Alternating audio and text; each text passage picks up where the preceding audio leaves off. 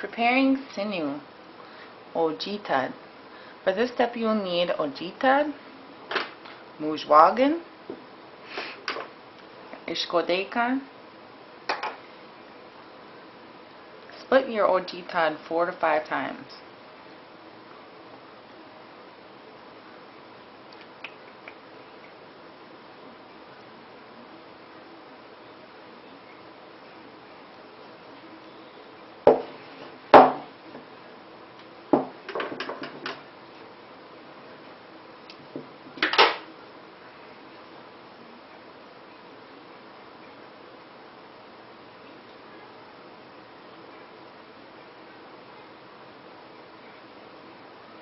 When you split this, you'll see there's a natural place for it to split, where it doesn't fray. So you split it once,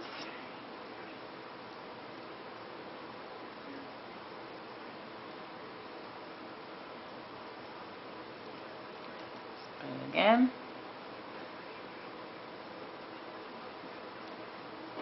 grab your other piece.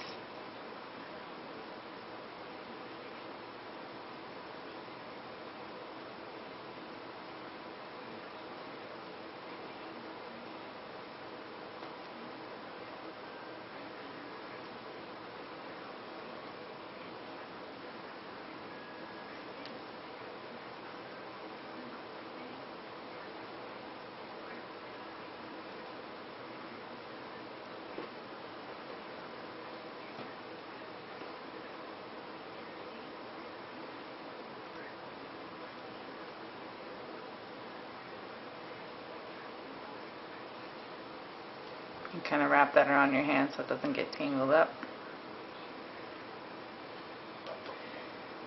With ojitad, you want to burn the end.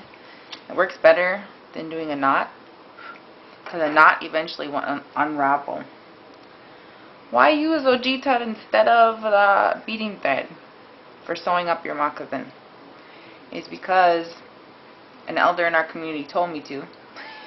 And also because it makes sewing quite a bit easier. It holds better than the beading thread. So I highly recommend that you do it this way. Pucker sewing. Ojibwe kigiwadan. This step you will need your pinguia gun, nagakazit, your whelp strip, piece of wawashgeshi wire for pushing against on the table. I like to use a hair clip for holding pieces together. Your glover, shabonagan, sinew, ojitad, your mujwagan, and your ishkodekan.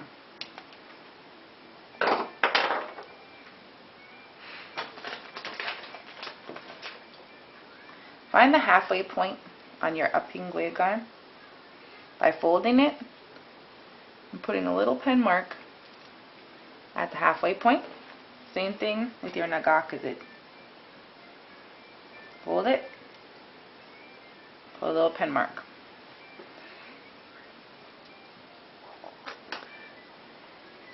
Put your pinguia gun, your nagakazit, and your whelp strip inside out, or what you could say good sides together. So what I want to see when I'm done is this. So I put it together and look at it a few times to make sure I want this on the outside, so I'm going to sew it this way. Line up the halfway points.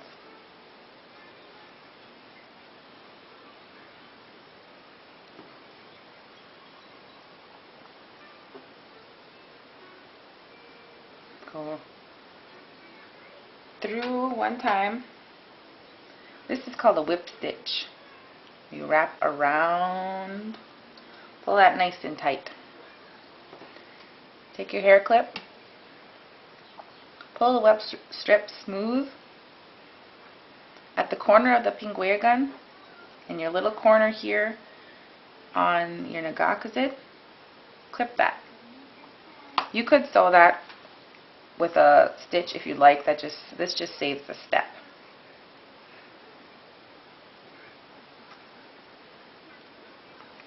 All this part right here is your puckers.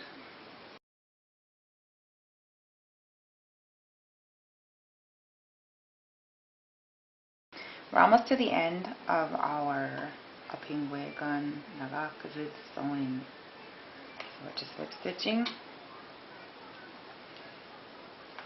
Take off our hair clip. If you're using a piece of bias or fabric for the welt strip, you're going to need to kind of pull that in like this. Trim it off.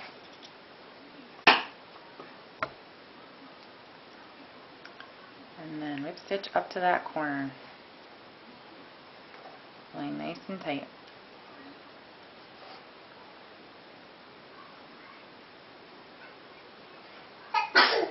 Tuck that bias into the seam all the way.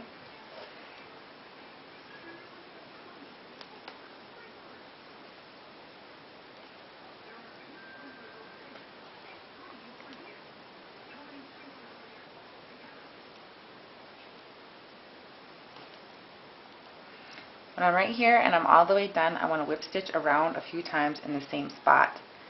A lot of the pressure of pulling the moccasins on and off and wearing them is right on this spot. So let's go around a few times.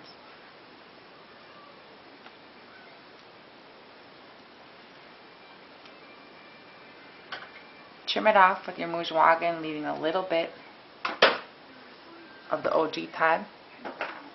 Then burn it off. One of our elders told me to burn this off instead of, my instinct is to sew it, but burning it works better because the knot will unravel.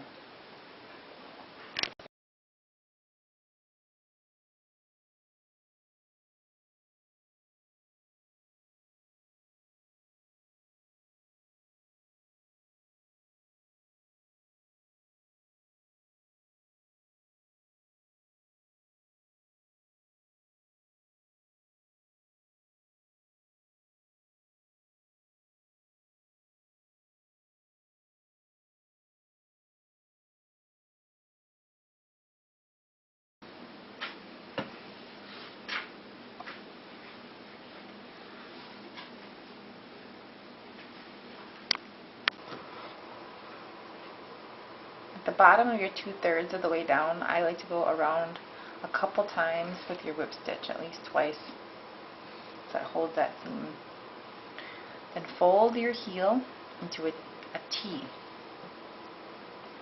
What I like to do is trim off 2 triangles on either side of the heel. This makes it curve really nice around the heel.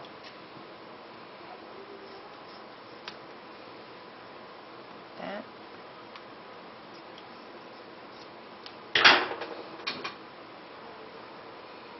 Now I'm just going to whip stitch from one side to the other.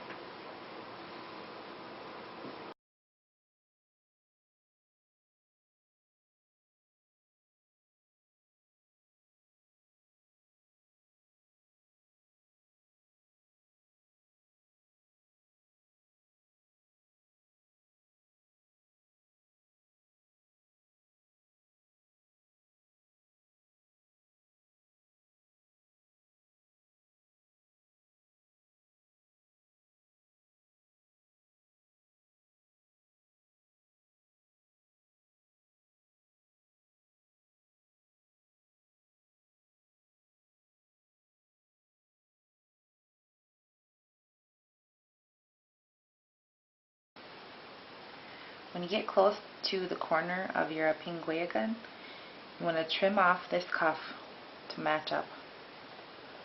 So I pull up the Makizinikewin. Careful that you don't cut your Makizinikewin. And trim that off.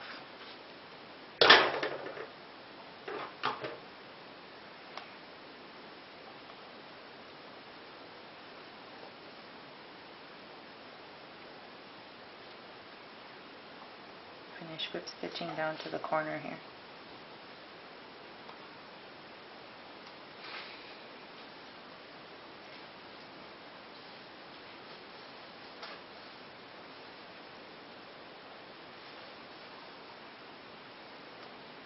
Whip stitch around a few times. some off OG Todd. Burn that down.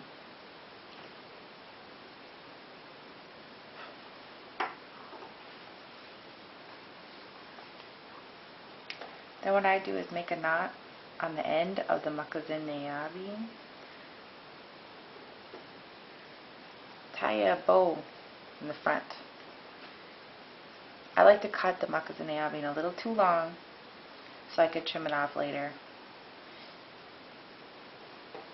Take a look at like what's going to be a good, comfortable knot for that person. And trim that off. And now's the best part, where I get to bring these moccasins over to the elder whose feet they belong to.